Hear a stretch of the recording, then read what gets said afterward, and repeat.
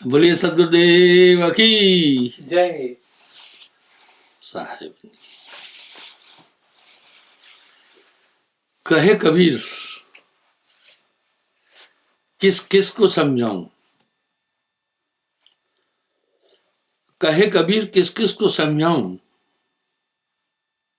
सब जग अंधा, सबको लगलवा पिटवा का धंधा। कहन सुनन निमित हम सब एक बात जानते हैं, ये सिद्धांत सर्वमान्य है कि सब बंधन में है।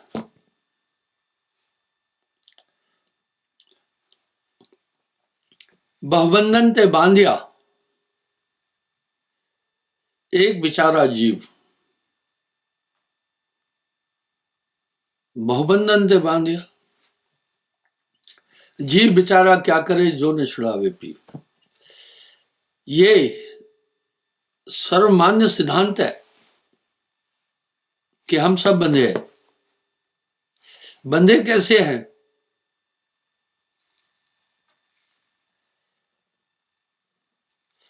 बंधे हैं बिन रसरी सकल जग बंध्या। जैसे कंपास की सुई को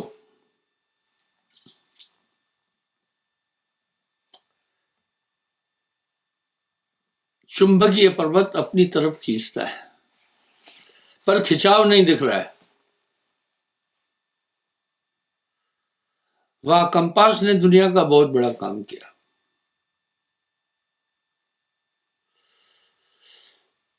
हवाई जहाज जो उड़ रहे हैं कंपास से ही दिशा ले रहे हैं। जो बड़े बड़े समुद्र में शिप चल रहे हैं वो भी दिशा कंपास से लेते हैं। आप नदी के किनारे खड़े होकर एक चीज देखना, यहां पर तो आपको ऐसा लगेगा, आपके दिमाग पर असर पड़ेगा। आप ऊपर जाकर के देखना, तब भी आपके दिमाग पर असर पड़ेगा। इसी तरह जो फिट्स की बीमारी है, मिर्गी की बीमारी, उनको मैं 5 सूत्र बताता हूं। अभी तक दौरे की बीमारी का कोई इलाज वैज्ञानिक नहीं निकाल सके।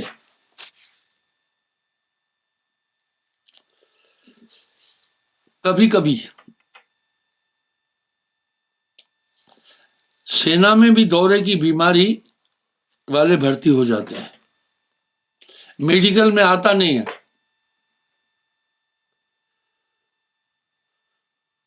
इसलिए उनका कोई इलाज नहीं है।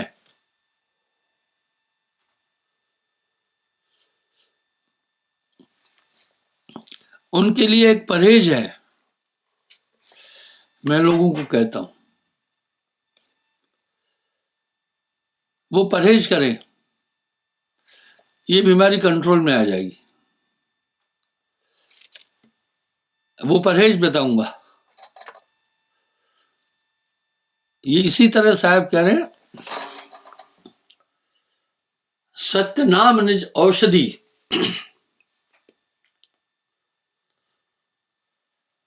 सदगुरु दई बताए, औषध ले रूपत रहे ताकि वेदन जाए। भाई इस संसार सागर से तरने की औषध सत्य नाम रूपी सदगुरु ने दी है। रूपत पथ्य सेवन करे, उसकी वेदना चली जाएगी। आप ध्यान से सुनना, जो भी फिट्स के मरीज हैं, मृगी और दौरे के, उनको कुछ चीजों से बचाना, परहेज ही उनकी दवा है, बाकी कोई दवा नहीं है। अभी तक कोई वैज्ञानिक उसकी दवा निकाल नहीं पाए हैं। कहने सुनने के लिए कुछ टैबलेट तसल्ली के लिए दे देंगे, लेकिन दवा प्रॉपर वो निकाल नहीं पाए। पहला, वो ऊंचाई पर नहीं जाए। उदाहरण, जब आप भी ऊंचाई पर जाते हैं तो मस्तिष्क की कोशिकाओं पर बहुत बड़ा असर पड़ता है।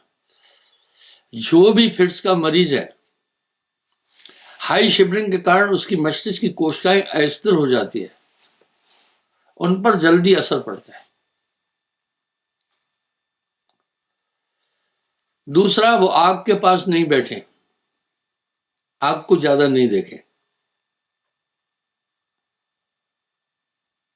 आप देखते हैं, जब भी आप आग को देखते हैं तो भी आपके मस्तिष्क की कोशिकाओं पर एक असर पड़ता है।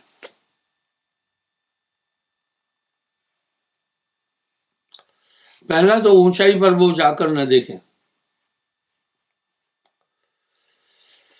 दूसरा, ऐसे अकाउंटेबिलिटी का काम नहीं करें। उदाहरण के लिए मैं बताता हूं, यहां सेवा चल रही थी, सेवा तो चलती है हमेशा, अभी भी चल रही है। तो ऊपर छत पर पहुंचाना था, मशाला छत डाल रहे थे, तो मैंने 2 लाइन लगाई। एक भरे हुए तसलों को ले जा रहे थे ऊपर, पैड भी बांधी हुई थी। एक वहां से खाली तसले फिर पहुंचा रहे थे मशीन के पास।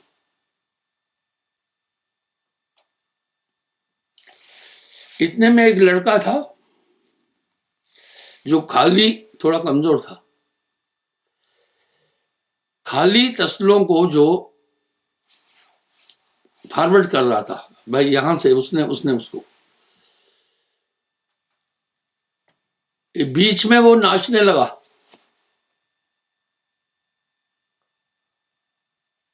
और चिल्लाने लगा।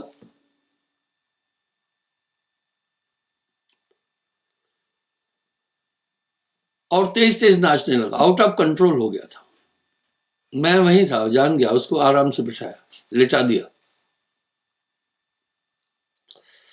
होता क्या है,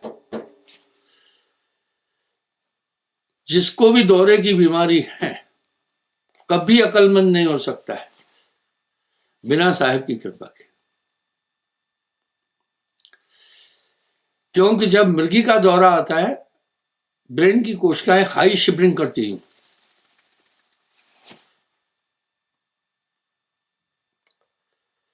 इससे ब्रेन की कोशिकाओं की स्टेबिलिटी कमजोर पड़ जाती है, उस आदमी की मेमोरी पर असर पड़ेगा। उदाहरण देता हूं, मैं नीम हकीमी की बात नहीं कर रहा हूं, और दुनिया के लोग इसको नहीं समझ पाते। जिसको दौरा आता है फौरन गिर जाता है, और गिरता बहुत खतरनाक तरीके से है। कभी सर फूट जाता है, कभी दांत टूट जाते हैं, कभी जीभ मुंह में आ जाती है। उसके बाद क्या होता है, मौत भी हो सकती है।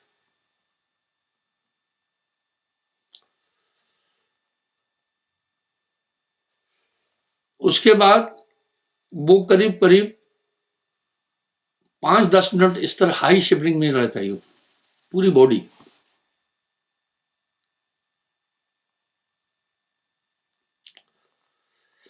उस समय 2 काम कर, मैं परहेज बताऊंगा आगे। लोग तमाशा देखते हैं, आप उस समय अगर उसके पास है उसकी मदद करो, वो संकट में है। पहला तो प्याज को मुक्के से तोड़ो, 2 हिस्से करके नाक के पास रखो, शांत हो जाएगा जल्दी। आप प्रैक्टिकल करके देखना ये बात है।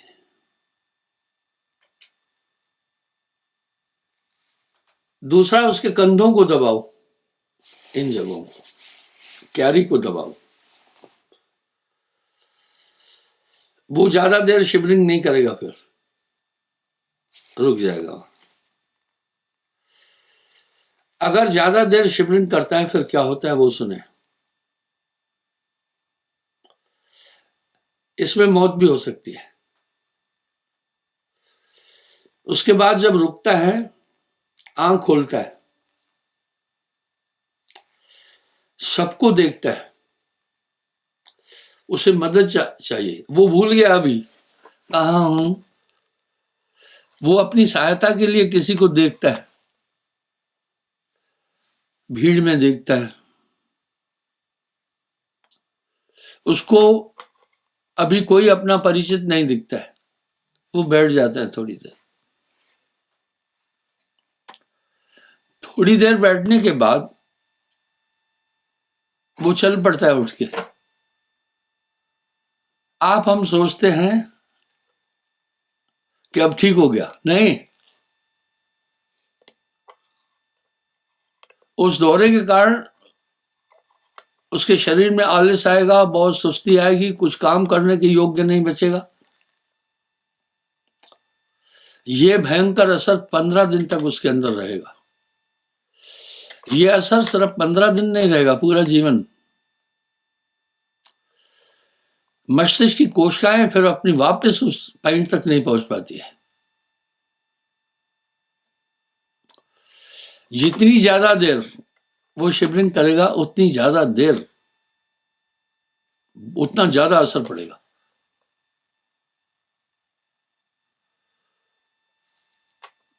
मैं उदाहरण देता हूं, लखनऊ की बात है। मैं जम्मू से लखनऊ पहुंचा।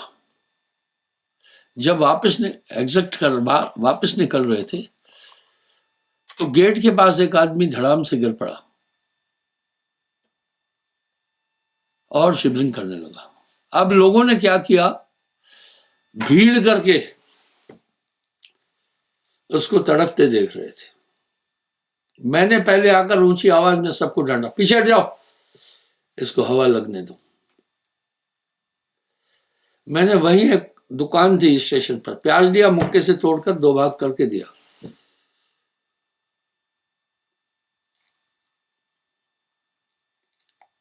वो 1 मिनट, बस 30 सेकंड में उठ गया।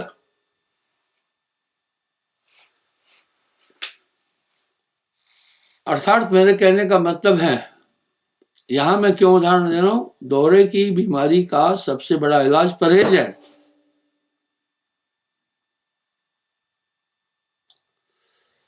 जिनको ये तकलीफ है या जिनके नियर डियर लोग हैं जिनको ये तकलीफ है, मानवता के नाते उनको ये चीज जरूर बताना मेरी। ये नीम हकीमी की बात नहीं है। उसके पांवों को भी उस समय कोई दबाए, गर्दन को भी दबाए, जल्दी उठ जाएगा। उठने के बाद वो थोड़ी देर तक सोचता रहता है, सबको देखता है, फिर चल पड़ता है। हुआ क्या इससे, मेमोरी पर असर पड़ जाएगा पूरी जिंदगी के लिए। सोचने वाली नाड़ियां कमजोर हो जाएगी, फैसला ठीक नहीं ले पाएगा। वो आदमी हर समय अर्धमूर्छित अवस्था में ही समझना। दूसरा, परहेज वो करे, ओवर पावर नहीं लगाए कहीं भी। ज्यादा कठिन काम न करे, ज्यादा कठिन काम नहीं करे। आप देखते हैं ज्यादा कठिन काम करने के बाद आप थकान हो जाती है, आप बैठ जाते हैं। तीसरा, अधिक भोजन नहीं खाए। भोजन तो खाए, अधिक नहीं खाए, कम कम करके खाए। 4 बार, 3 बार की जगह चाहे 4 बार खाए, अधिक नहीं खाए। उस पर भी मस्तिष्क की कोशिकाओं का असर पड़ता है, असर पड़ेगा। और कभी बहते हुए पानी की तरफ को नहीं देखे।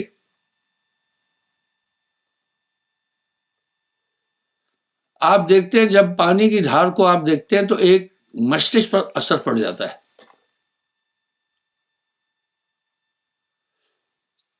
इसलिए मैं नदियों में, समुद्र में, बड़े तालाब में नहाने वाला है उसको असर पड़ेगा, वो पानी से बचे, पोखरे कुएं वगैरह में नहीं झांके और ऊंचाई पर खड़े नहीं हो। आप देखना ऊंचाई पर खड़े होने से आपको चक्कर जैसा लगता है। कुछ लोगों को दौरे की बीमारी नहीं है तो भी वह जब ऊंचाई की तरफ से देखते हैं तो उनको भय लगता है। कुएं में देखना, ऊंचाई की तरफ देखना, वो ना देखे। दूसरा, संयम से रहे। बहुत थकान वाला काम नहीं करे। धीरे धीरे कोशिकाएं लेवल पर आती जाएगी। अगर दौड़ा पड़ता रहा, लगातार पड़ता रहा तो लगातार समझो कि उसके कुल्हाड़े से घात हो रहा है उसके दिमाग पर। आज तक चिकित्सा विज्ञान इसका उपचार नहीं ढूंढ सका है। चिकित्सा विज्ञान आज तक नहीं ढूंढ सका है इसका हल। मनुष्य जो भी कंसंट्रेट है और नेगेटिविटी नहीं सोचे, वो टेंशन वाली बात नहीं सोचे, ज्यादा झंझट नहीं ले, सुमरन करे तो फिर कहना ही क्या है। इंसान का मस्तिष्क 24 घंटे काम करता है। जागृत में, निद्रा में, स्वप्नावस्था में, सभी दिमाग काम करता है। मस्तिष्क को कभी विश्राम नहीं मिलता है, चाहे नींद क्यों नहीं है। इसलिए जो सुमरन जब आप कर रहे हैं तो मस्तिष्क को पूरा विश्राम मिलता है,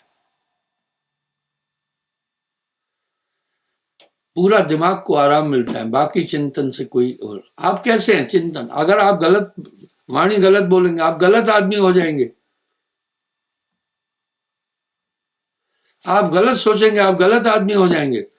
महात्मा गांधी ने एक अच्छा फार्मूला दिया था, 3 चीज का असर पड़ेगा आपको। बुरा मत देख, बुरा मत कह,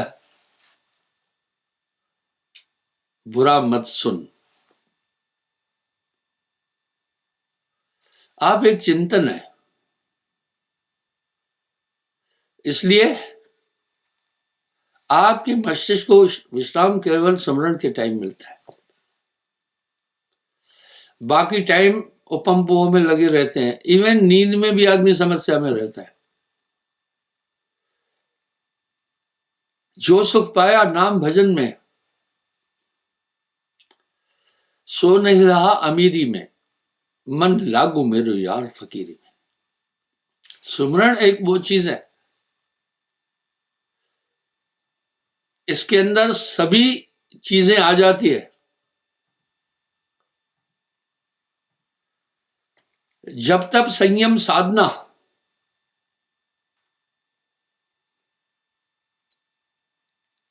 जब तक संयम साधना सब सुमरण के मां है।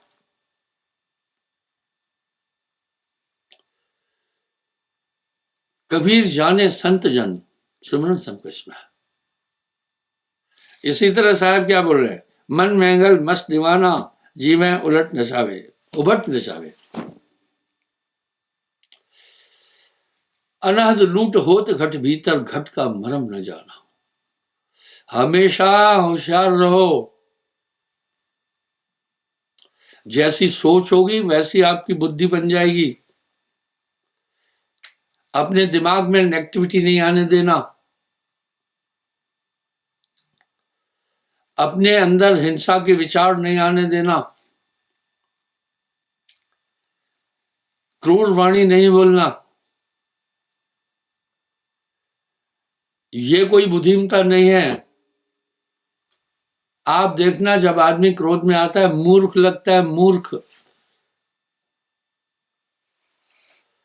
इन सभी सद्गुणों का आहूत विद्या से नहीं हो सकता है। मैं शिक्षा के खिलाफ नहीं हूं, वो हमें एक दिशा देती है।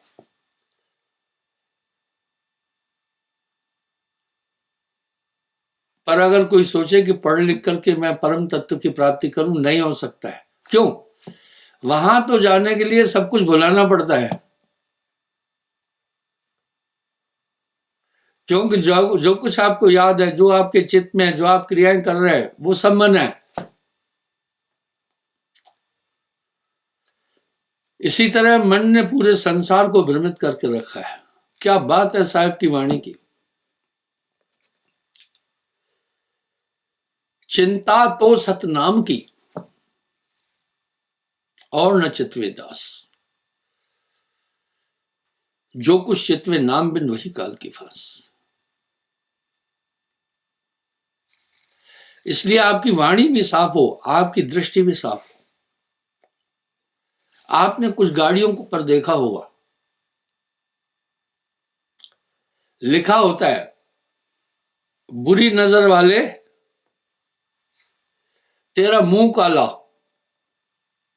आप इन इंद्रियों से सावधान रहना, ये सब अपने अपने विषयों की तरफ दौड़ेगी। ये बुरी नजर वाले कौन है? आपके घर कोई आपका मित्र आए, उसकी नजर आपकी पत्नी, बेटी, मां की तरफ रहे, तो आप शायद उसको अगली बार नहीं लाएंगे। बस a man can fool to people such time but not always. आप जान जाते हैं आदमी ठीक नहीं, इसलिए प्रथम चक्षु इंद्र को साधे। अच्छे और बुरे आदमी की पहचान उसके गुणों से होती है। वेद का श्लोक है, गुणा निधि पूजा गुण नचलिंग वस्त्रम। गुणवानों की पूजा उसके विचारों से होती है। तो अगर आपकी सोच ही क्रोध की है, आपकी वाणी अटपटी है, फिर आप अच्छे इंसान नहीं हो सकते। क्या बात है साहब की वाणी कितनी प्रेरणादायक है। मन की तरंग मार दे बस हो गया भजन, आदत बुरी सुधार ले बस हो गया भजन। वाणी का स्वर संभाल ले। वाह, वाणी का स्वर संभालो, कभी जटिल कठोर वाणी नहीं बोलना। कुछ लोग बड़कपन दिखाने के लिए गरीब या छोटे के साथ बदतमीजी की बात करते हैं, सोचते हैं ये हमारा बड़कपन है। ये बड़कपन नहीं, ये तो बहुत अधमपन है।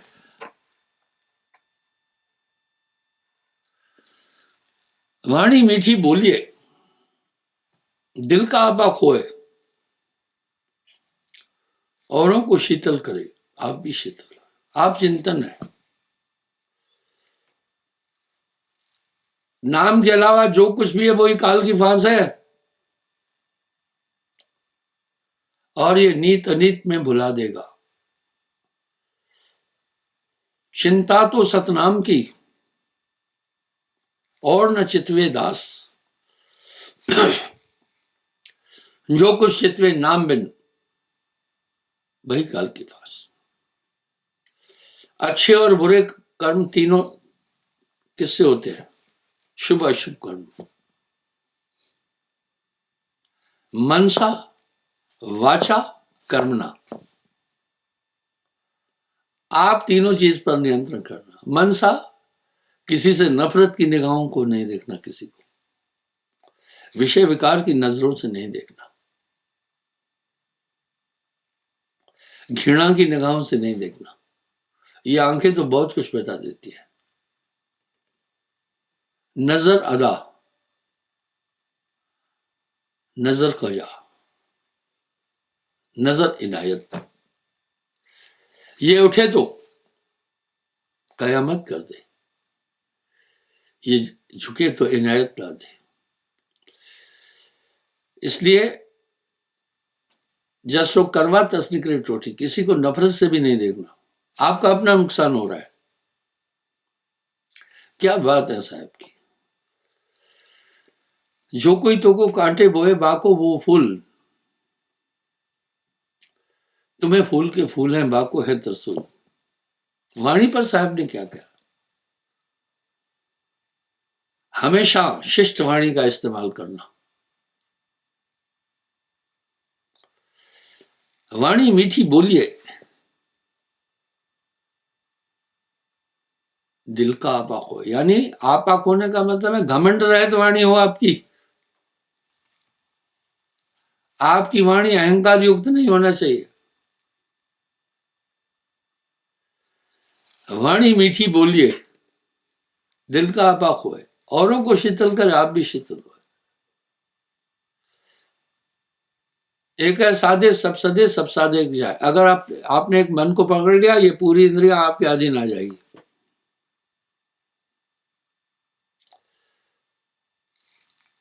संतो तन खोजे मन पाया। कहा है मन, आप सुनना, तन ही मन है, बॉडी मन है, इंद्रिय मन है, ये इंद्रिय मन है। शरीर में बड़ी भयंकर लूट हो रही है।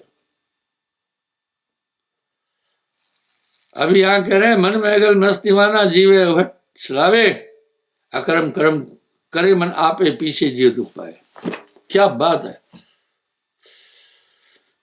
कर्म करावे आप, कष्ट दे अपन जीव को। उदाहरण के लिए वासना आ गई, ये तो मन का अंग है। आदमी निकृष्ट कर्म करने लगा, आत्मा का वासना से कोई संबंध नहीं था, ये तो शरीर था। आपको गुस्सा आ गया, आप हिंसा कर बैठते हैं। कहां से आया क्रोध? क्रोध आपकी आत्मा की उपज नहीं है, मन है। कर्म करावे आप, कष्ट दे अपने जीव को। इसलिए एक है साधे सब सदे, जैसे स्मरण करेंगे सब अधीन हो जाएंगे।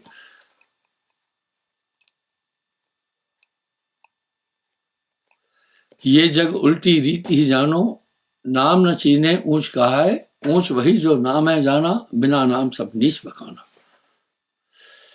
सुमरण आपके अभी सभी सद्गुणों को जन्म देगा।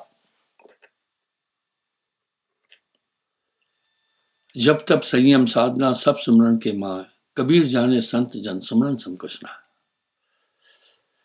जो सुख पाया नाम भजन में, सो नहीं ला अमीरी में। मन लागो मेरो यार फकीरी में।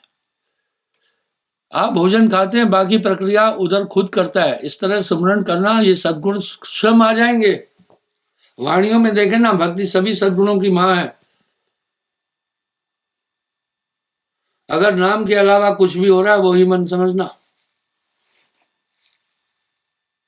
अकर्म कर्म करे मन आपे, पीछे जे दुख पाए। कर्म करावे आप, कष्ट दे अपन जीव को। भाइयों, अनादिकाल से ये आत्मा मन और माया के अंदर बंधी है, छुटकारा भिन्न हो नहीं सकता। बच्चियों, एक उपाय, एक ही उपाय है, और कोई उपाय नहीं है।